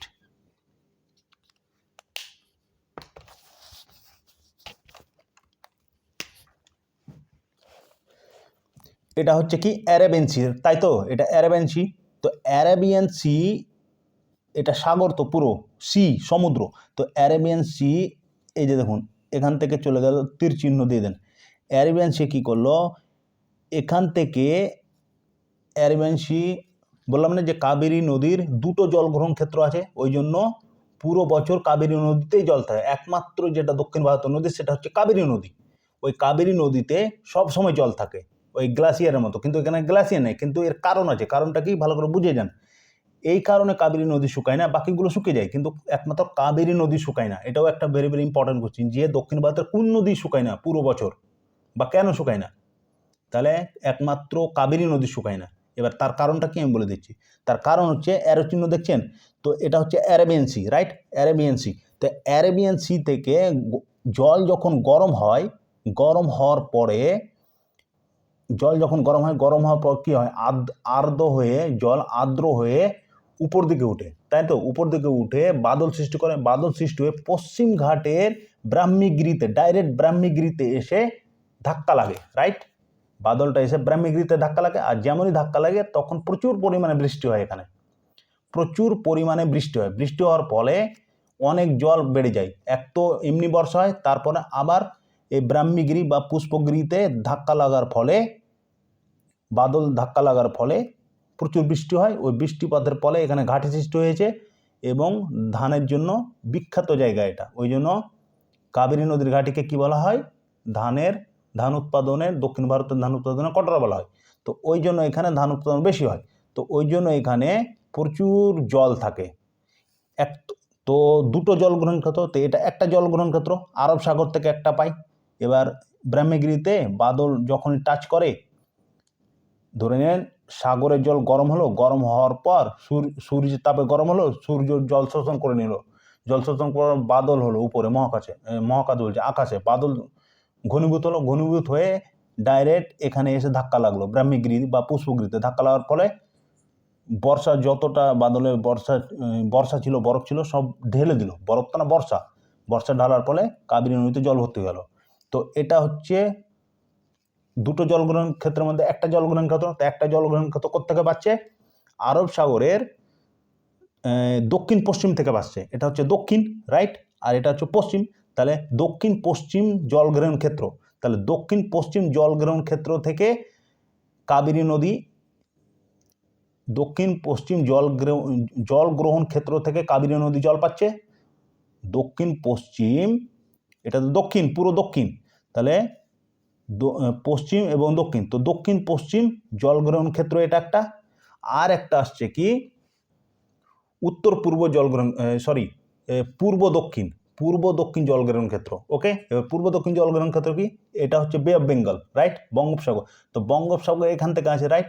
তো এখান থেকে ধরে নেন, এইভাবে অ্যারো চিহ্ন করে দেন, রাইট? এখান থেকে দেখুন টাচ হচ্ছে না, এইভাবে অ্যারো চিহ্ন চলে আসলো। ওকে, তো এইভাবে অ্যারো চিহ্ন যে আসলো, এখানেও কি হলো, বে অফ বেঙ্গলে যখন ঘূর্ণিঝড় সৃষ্টি হলো, এখানেও জল কি হয়, এখন যেমন অশনি আছে, এখন যেমন অশনি হচ্ছে, তো এখানে কি হচ্ছে, বে অফ বেঙ্গলে উড়িষ্যা এবং আন্ধ্রপ্রদেশে প্রায় ঝড় হয়, এটা তো সবাই জানে। তো এখানে যখন জল গরম হলো, অ্যারাবিয়ান সির মতো জল গরম হয়ে, সূর্যের তাপে জল গরম হলো, গরম হওয়ার পর আর্দ্র হয়ে উপরে উঠে বাদল সৃষ্টি করলো, মেঘ সৃষ্টি করলো। মেঘ সৃষ্টি হয়ে কি করলো, ডাইরেক্ট এই অ্যারো চিহ্ন দেখছেন না, ধরে নেন এটা মৌসুমি চ্যাপ্টার আমি ভালো করে বুঝিয়ে দেবো, মৌসুমি চ্যাপ্টার যখন পড়াবো ভালো করে বুঝিয়ে দেবো, এটা হালকা করে বুঝাচ্ছি। তো জল গরম হয়ে যখন বাদল সৃষ্টি হলো, উপরে মেঘ সৃষ্টি হলো, মেঘ কী করলো, এই যে দেখুন উপকূল থেকে একটু ছেড়ে এদিকে টাচ হলো না, টাচ হলো তো এগুলো তো বর্ষা হতো, এখানেও জল ভর্তি থাকতো, কিন্তু এগুলো টাচ হয়নি। ডাইরেক্ট এসে ঠান্ডার সময় দেখবেন, ঠান্ডার সময় কি হয়, তামিলনাড়ুতে প্রচুর পরিমাণে বৃষ্টি হয়, তামিলনাড়ুতে প্রচুর পরিমাণে বৃষ্টি হয়, একে কি বলা হয়, আম্রবৃষ্টি বলা হয়। তামিলনাড়ুর যে শীতকালে বৃষ্টি হয় তাকে কি বলে, আম্রবৃষ্টি বলা হয়। অ্যাসিড বৃষ্টি, যেটা অ্যাসিড বৃষ্টি বলা হয়। ওকে, ওই জন্য উর্বর থাকে তামিলনাড়ু। তো এখান থেকে একটা জলগ্রহণ ক্ষেত্র কোথায় পাই, কাবেরী নদী পাই, রাইট। এই যে কাবেরী নদী টাচ হচ্ছে না, অ্যারো চিহ্নটা আমার টানা হলো না, যাই হোক আমি ভালো করে করে দিচ্ছি, এইভাবে ধরে নিন, কাবেরী নদীতে টাচ হচ্ছে, রাইট। তো এইভাবে দুটো অ্যারো চিহ্ন আসলো, ধরে নিন যে মৌসুমি বায়ু আসলো, এসে ডাইরেক্ট এখানে ধাক্কা লাগলো, ধাক্কা লাগার ফলে এখানেও অনেক বর্ষা ঢাললো, এখানেও ধাক্কা লাগলো, দক্ষিণ পূর্ব মৌসুমি বায়ু এসে এখানে ধাক্কা লাগলো, তো একে কি বলা হয়, দক্ষিণ পূর্ব মৌসুমি বা পূর্ব দক্ষিণ মৌসুমি বায়ু এসে এখানে ধাক্কা মারলো, ধাক্কা মারার ফলে এই কাবেরী বা তামিলনাড়ুতে প্রচুর বর্ষা হলো, দিয়ে তামিলনাড়ুতে প্রচুর বর্ষা হলো কোথায়, ঠান্ডার সময় যে বর্ষাটা হয় তাকে বলা হয় আম্রবৃষ্টি, ওকে, অ্যাসিড বৃষ্টি। তো এটাও একটা জল গ্রহণ ক্ষেত্র, তো ওই জন্য কাবেরী নদীতে সবসময় জল ভর্তি থাকে। একটা দক্ষিণ পশ্চিম থেকে জলগ্রহণ ক্ষেত্র পাচ্ছে উত্তর দিকে যাওয়ার সময়, দক্ষিণ পশ্চিম মৌসুমি বায়ু উত্তর দিকে যায়, আর দক্ষিণ পশ্চিম মৌসুমি বায়ু কোন দিকে যায়, উত্তর দিকে যায়, মনে রাখুন এটা, দক্ষিণ পশ্চিম মৌসুমি বায়ু কোন দিকে যায়, উত্তর দিকে যায়, আর দক্ষিণ পূর্ব মৌসুমি বায়ু কোন দিকে যায়, দক্ষিণ দিকে যায়, দক্ষিণ পশ্চিম মৌসুমি কোন দিকে যায়, দক্ষিণ দিকে যায়। তাহলে এটা একটা জলগ্রহণ ক্ষেত্র, এটা ব্রহ্মগিরিতে টাচ করে অনেক জল দিল, কাকে, এই কাবেরী নদীকে, আর দক্ষিণ পূর্ব মৌসুমি বায়ু এসে তামিলনাড়ুতে ঠান্ডার সময় অনেক বর্ষা করলো, বর্ষা দেওয়ার ফলে কাবেরী নদীতে ঠান্ডার সময় জল ভর্তি হয়ে গেল। তাহলে গরমের সময় একটা দিল জল আর একটা ঠান্ডার সময় দিল, তাহলে দুটো জলগ্রহণ ক্ষেত্র হলো। তাহলে কাবেরী নদীর দুটো জলগ্রহণ ক্ষেত্র সম্বন্ধে বুঝে গেলেন, আশা করি বুঝতে পারলাম, না বুঝতে পারলে কমেন্ট করবেন। তো এইভাবে কাবেরী নদীতে পুরো বছর ঠান্ডার সময় জল ভর্তি থাকে, বাকিগুলো তো থাকে না, কেন, টাচ হয় না, আর শুধু এখানে ধাক্কা লাগে, রাইট, বুঝা গেল ফ্রেন্ডস।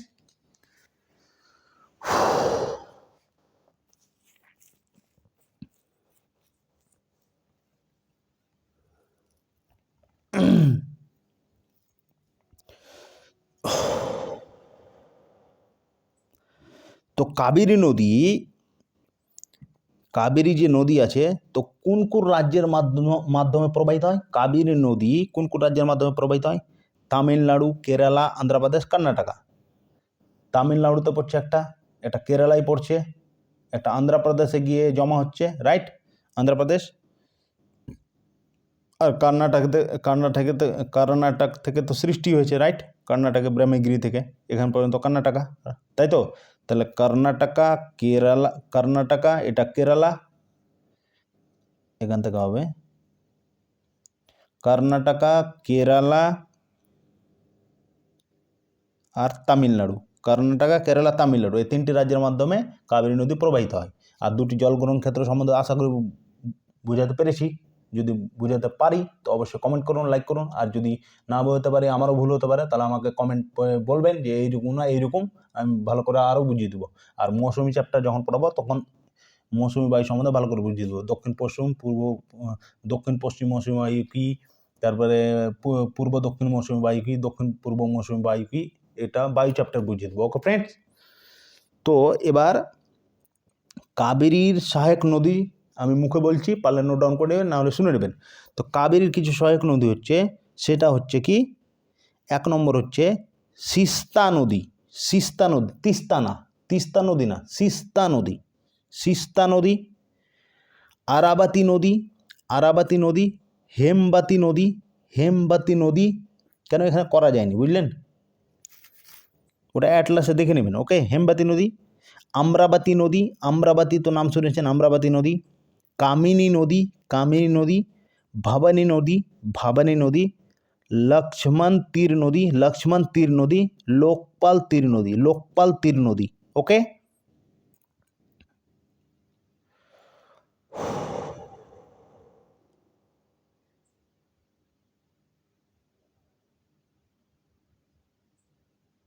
তো কাবেরী নদী একমাত্র দক্ষিণ ভারতের এমনই একটি নদী যেখানে জলগ্রহণ ক্ষেত্র দুই দিক থেকে আসে, একটা দক্ষিণ পশ্চিম মৌসুমী বায়ু থেকে আসে আর একটা দক্ষিণ পূর্ব মৌসুমী বায়ু থেকে আসে। ওই জন্য কাবেরী নদী একমাত্র দক্ষিণ ভারতের একটা নদী যেখানে পুরো বছরই জল ভর্তি থাকে। ওকে, যদি বলে দক্ষিণ ভারতের একমাত্র কোন এমন নদী আছে যেখানে 12 মাস পুরো বছরই জল ভর্তি থাকে, সেটা হচ্ছে কাবেরী নদী। ওকে, মনে থাকবে কাবেরী নদী, ভালো করে মনে রাখুন, এগুলো খুব ডিপ কোয়েশ্চিন। ওকে ফ্রেন্ডস, আর এই যে তামিলনাড়ুতে যেটা মৌসুমী বায়ু শীতকালে ধাক্কা মারে, এটা কোথায় মারে? এটা করমণ্ডল উপকূলে মারে, এটাকে করমণ্ডল উপকূল বলে। তামিলনাড়ুটা পুরো করমণ্ডল উপকূল সম্বন্ধে তো পড়িয়েছি, ওটা দেখে নেবেন। উৎকল তট সরকার, করমণ্ডল উপকূল, মালাবার উপকূল, এগুলো তো পড়েছে। মালাবার হচ্ছে কেরাল। ওকে, তো করমণ্ডল উপকূলে দক্ষিণ পূর্ব মৌসুমী বায়ু এসে ধাক্কা মারে, রাইট? তো দুটো জলগ্রহণ ক্ষেত্রের ফলে কাবেরী নদীতে পুরো বছরই জল ভর্তি থাকে, একমাত্র দক্ষিণ ভারতের নদী কাবেরী নদীতেই। ওকে, ভেরি ভেরি ইম্পর্টেন্ট কোয়েশ্চেন।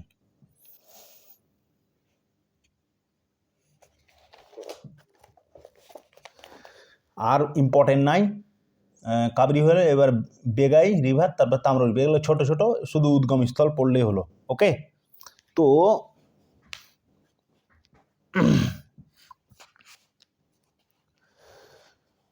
এবার লিখুন বেগাই নদী। বেগাই নদী লিখতে পারেন, নোট ডাউন করতে পারেন, না হলে শুনে নেবেন। বেগাই নদী, তো বেগাই নদী কোত্থেকে উৎপন্ন হয়েছে? এই যে বেগাই নদী, বেগাই নদীর উদ্গম হয়েছে, এই যে বেগাই নদী হচ্ছে এই যে এটা মিটে গেছে, এটা বেগাই নদী, এটা করতে গিয়ে মিটে গেছে, বুঝলেন?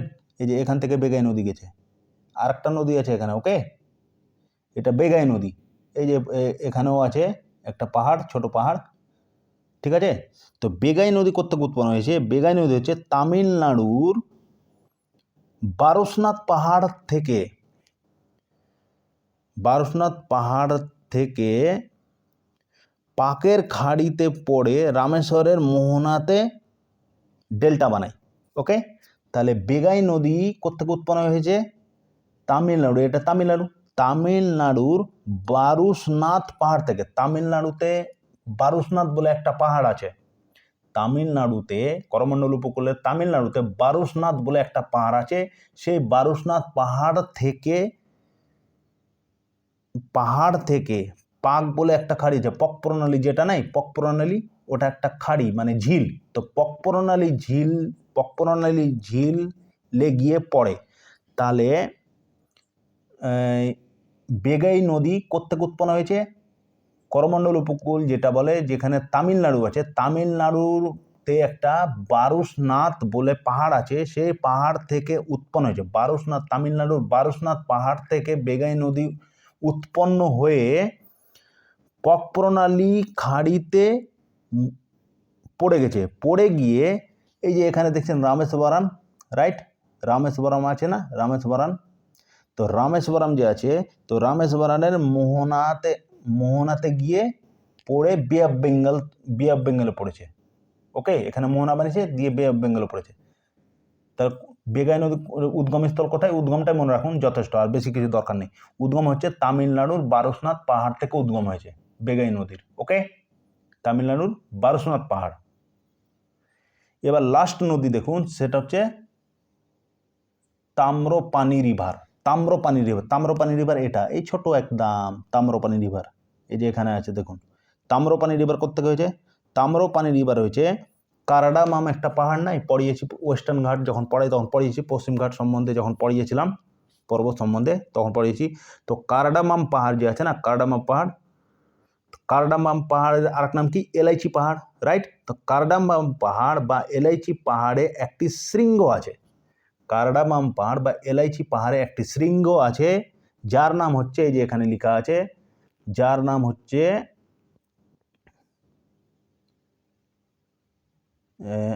আগাস্থাই মালাই পিক। ওকে, আগাস্থাই মালাই পিক। কি? আগাস্থাই মালাই পিক। তাহলে কারাডামাম বা এলাইচি পাহাড়ে একটি পিক আছে বা একটা শৃঙ্গ আছে, যার নাম হচ্ছে আগাস্থাই মালাই পিক। কোথায় আছে? কারাডামাম বা এলাইচি পাহাড়ের একটা পিক বা শৃঙ্গ আছে যার নাম হচ্ছে আগাস্থাই মালাই পিক, আগাস্থাই মালাই শৃঙ্গ। আগাস্থাই মালাই শৃঙ্গ থেকে তাম্রপানি রিভার উৎপন্ন হয়ে রামেশ্বরের এখানে মোহনা তৈরি করে বে অফ বেঙ্গলে পড়েছে। কার মাধ্যমে? মান্নার খাড়িতে গিয়ে পড়েছে। ওকে, বে অফ বেঙ্গল না, ওটা তো পড়েছে পক প্রণালী খাড়িতে, আর এটা পড়েছে মান্নার খাড়িতে। এটা মান্নার খাড়ি, রাইট, এটা মান্নার খাড়ি। তো মান্নার খাড়িতে গিয়ে পড়েছে। মান্নার খাড়িতে কোন নদী পড়েছে? তাম্রপানি নদী পড়েছে। কোত্থেকে উৎপন্ন হয়েছে? কার্ডামাম বা এলাইচি পাহাড়ের একটা শৃঙ্গ যার নাম হচ্ছে আগাস্থাই মালাই শৃঙ্গ, সেখান থেকে উৎপন্ন হয়ে মান্নার খাড়িতে গিয়ে পড়েছে তাম্রপানি রিভার। ওকে, তাহলে যদি বলে তাম্রপানি নদী কোত্থেকে উৎপন্ন হয়েছে এবং কোথায় পড়েছে, তাহলে তাম্রপানি নদী উৎপন্ন হয়েছে কার্ডামাম বা এলাইচি পাহাড়ের একটা শৃঙ্গ আছে যার নাম হচ্ছে আগাস্থাই মালাই শৃঙ্গ, সেখান থেকে তাম্রপানি নদী উদ্গম হয়ে বা উৎপন্ন হয়ে মান্নারের খাড়িতে গিয়ে মিলিত হয়েছে। বোঝা গেল? মান্নারের খাড়িতে এসে মিলিত হয়েছে। বোঝা গেল? তাম্রপানি। আর যদি বলে বেগাই নদী কোত্থেকে উৎপন্ন হয়েছে, তাহলে বেগাই নদী হয়েছে তামিলনাড়ুর করমণ্ডল, যেটা উপকূল, তামিলনাড়ুতে একটা বারুসনাথ পাহাড় আছে, বারুসনাথ পাহাড় থেকে উৎপন্ন হয়ে পক প্রণালী আছে এখানে, পক প্রণালীতে এসে মিলিত হয়েছে। ওকে, বোঝা গেল? তো এই দুটো ইম্পর্টেন্ট। কেন? এখানে বে অফ বেঙ্গলে ডাইরেক্ট পড়েনি। তাহলে যদি বলে বে অফ বেঙ্গলে ডাইরেক্ট পড়েনি এমন দুটি পূর্বের নদীর নাম বলুন যারা পশ্চিমঘাট থেকে মানে উদ্গম হয়েছে বা উৎপন্ন হয়েছে। তো দুটি নদীর নাম হচ্ছে কি? বেগাই নদী এবং তাম্রপানি নদী। বেগাই নদী এবং তাম্রপানি নদী কোথায় কোথায় পড়েছে? এরা বে অফ বেঙ্গলে না পড়ে বেগাই নদী পড়েছে পক প্রণালী খাড়িতে আর বা ঝিলে, আর তাম্রপানি নদী পড়েছে মান্নার ঝিলে। ওকে, বোঝা গেল ফ্রেন্ডস? ক্লান্ত হয়ে গেলাম, অনেক বড় ভিডিও হয়ে গেল। তো ফ্রেন্ডস, তো এরপরে পড়বো কি, আজকে কমপ্লিট পূর্ব ভারতের নদী সম্বন্ধে কমপ্লিট, আর দরকার নেই, এইটি করলেই যথেষ্ট। আর যেগুলো সহায়ক নদী বললাম নোট ডাউন করে নিতে পারেন, আর না হলে মুখে শুনে নেবেন বা হেডফোনে 2-1বার শুনলেই কমপ্লিট হয়ে যাবে। ওকে, তো এরপরে পড়বো আগামীকাল ওয়েস্টার্ন ঘাট, মানে পশ্চিম ঘাটের যেসব নদী আছে যেগুলো অ্যারাবিয়ান সিয়ে পড়ে সেই সব নদী সম্বন্ধে পড়বো, দিয়ে চ্যাপ্টার শেষ, নদী চ্যাপ্টার। তারপরে হবে কি, লেক সম্বন্ধে পড়বো, মানে হ্রদ সম্বন্ধে, হ্রদের একটা চ্যাপ্টার হবে। ওটার পরে তখন ইকোনমিক মানে আর্থিক ভূগোল পড়বো। ওকে, খনিজ সম্পদ এইসব, কয়লা ময়লা, খুব ভালো লাগবে। তো নদী চ্যাপ্টার বারবার চলে আসছে, মানে আগামীকালকে শেষ করে দেবো। ওকে, মানে অ্যারাবিয়ান সিয়ে যেগুলো নদী পড়েছে সে সম্বন্ধে পড়বো। আর আজকে পূর্ব ভারতের নদী পড়লাম, বঙ্গোপসাগরে যে সব নদী পড়েছে সে সম্বন্ধে পড়লাম। তো আশা করি ভিডিওটি ভালো লেগেছে। যদি ভিডিওটি ভালো লেগে থাকে তো অবশ্যই লাইক করুন, কমেন্ট করুন, যত পারেন শেয়ার করুন। সামনে এসএসসি আছে, স্কুল সার্ভিস কমিশন, একদম ডিপ কোশ্চিন দিবে, নেট সেটের মতো কোশ্চিন দিবে। ওই জন্য বলছি আমি যেভাবে পড়াচ্ছি মনোযোগ দিয়ে পড়ুন। 1 ঘন্টা 1.5 ঘন্টার ক্লাস হোক, কোনো ব্যাপার না। একবার যদি নদী চ্যাপ্টার করে নেন তাহলে ভুলবেন না কোনো দিন, যেভাবে বললাম। এখন যদি আপনাকে কাবেরী সম্বন্ধে বলে তো আপনি পারবেন না? পারবেন, একদম পারবেন। আমি যেভাবে বুঝালাম যে দুটি জল গ্রহণ ক্ষেত্র কি, কেন কাবেরী নদীতে সবসময় পুরো বছর জল ভর্তি থাকে, অবশ্যই পারবেন, তাই না? বা দক্ষিণ পূর্ব মৌসুমী বায়ু কি, আর দক্ষিণ পশ্চিম মৌসুমী বায়ু কি, কাবেরী নদী কেন ভর্তি হয়ে থাকে জল সব সময়, সবই তো বলে দিলাম। ওকে, তো আজকে পূর্ব ভারতের নদী সম্বন্ধে পড়লাম যেগুলো বঙ্গোপসাগরে পড়েছে। আর আগামীকালকে পড়বো কি, অ্যারাবিয়ান সাগরে, আরব সাগরে যে সব নদী পড়েছে পশ্চিম ঘাট থেকে সেই সম্বন্ধে পড়ে নদী চ্যাপ্টার শেষ করে দেবো। তারপরে আর্থিক ভূগোলে ঢুকে যাব।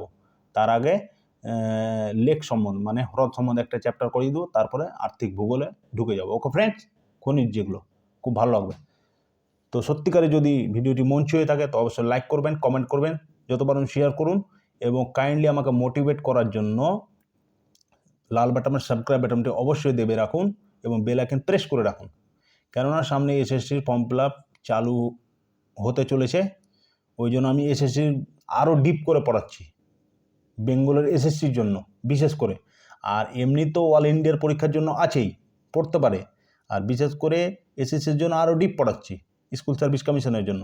তো যারা জিওগ্রাফির স্টুডেন্ট আছে তাদেরকে বিশেষ করে বলছি, ভালো করে মানচিত্রের মাধ্যমে পড়ুন, মুখস্থ বিদ্যা করে জিকে ক্লিয়ার করা মুশকিল, বুঝলেন, পারবেন না, এটা আমি 99% বলছি। ওকে, তো যাই হোক ফ্রেন্ড, আজকের জন্য এইটুকু। তো ভালো থাকুন, সুস্থ থাকুন, good night, bye bye, sweet dream.